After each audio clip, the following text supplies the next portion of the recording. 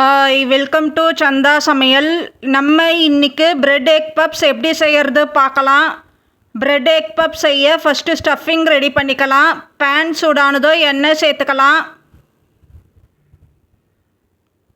1/2 teaspoon சோம்பு சேர்த்துக்கலாம். சோம்பு பொரியணும். 3 மீடியம் சைஸ் வெங்காயம் பொடியாக கட் பண்ணி சேர்த்துக்கலாம். 2 பச்சை மிளகா பொடியாக கட் பண்ணி சேர்த்துக்கலாம். 1 கொத்து கருவேப்பிலை சேர்த்துக்கலாம். வெங்காயம் கண்ணாடி பதம் ஆகணும், வதக்கிக்கலாம்.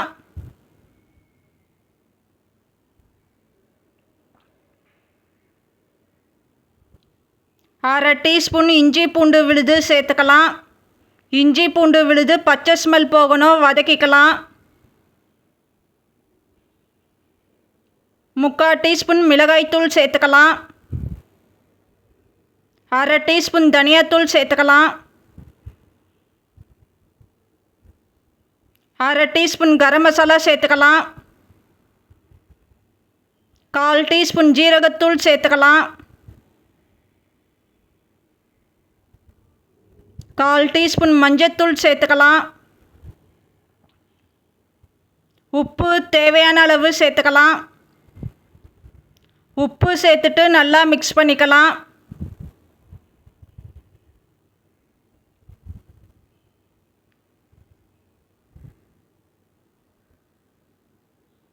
கொஞ்சமாக தண்ணி சேர்த்துக்கலாம். மிளகாய்த்தூள் பச்சை ஸ்மெல் போகணும், லோ ஃப்ளேமில் வதக்கிக்கலாம்.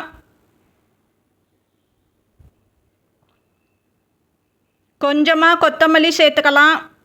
கொத்தமல்லி சேர்த்து மிக்ஸ் பண்ணிக்கலாம்.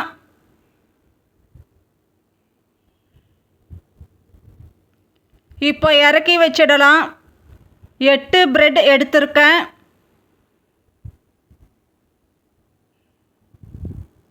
பிரெட்டோட 4 சைடும் கட் பண்ணிக்கலாம்.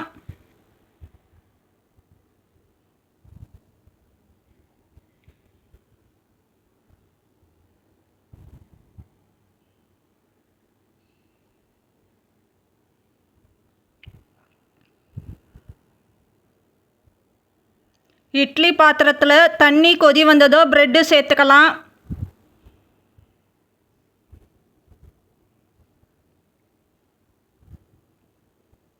இப்போ பிரெட்டு சேர்த்துருக்கேன். மூடி போட்டு வச்சுருக்கேன். ஹை ஃப்ளேமில் 1 நிமிஷம் வேக விடணும். இப்போ வெந்திருக்கு, இறக்கி வச்சிடலாம். 4 முட்டை வேக வச்சு 2 பாதியாக கட் பண்ணி எடுத்திருக்கேன். இப்போ பிரெட்டு ஃப்ளாட் பண்ணி எடுத்துக்கலாம்.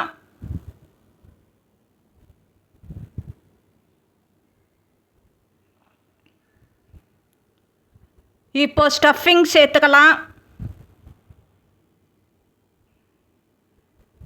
கட் பண்ணி வச்சுருக்கிற பாதி அளவு முட்டை சேர்த்துக்கலாம்.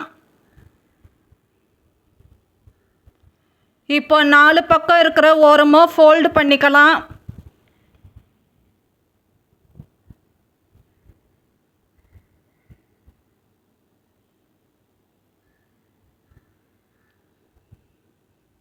இப்போ ஃபோல்டு பண்ணிவிட்டு சென்டரில் ஒரு ஸ்டிக் குத்திருக்கேன். இந்த ஸ்டிக் கடைசியாக ஞாபகமாக எடுத்துடுங்க. எண்ணெய் சூடானதோ சேர்த்துக்கலாம். இப்போ இந்த பக்கத்தில் கோல்டன் ப்ரௌன் கலர் ஆனதோ திருப்பி போட்டு அந்த பக்கமாக கோல்டன் ப்ரௌன் கலர் ஆனதோ எடுத்துடுங்க. இப்போ 2 பக்கமாக கோல்டன் ப்ரௌன் கலர் ஆகியிருக்கு. ஒரு பிளேட்டுக்கு மாற்றிக்கலாம். இப்போ நமக்கு பிரெட் எக் பப்ஸ் ரெடி ஆகிடுச்சு. இந்த சேனல் பிடிச்சிருந்தால் லைக் பண்ணுங்கள், ஷேர் பண்ணுங்கள், சப்ஸ்கிரைப் பண்ணுங்கள்.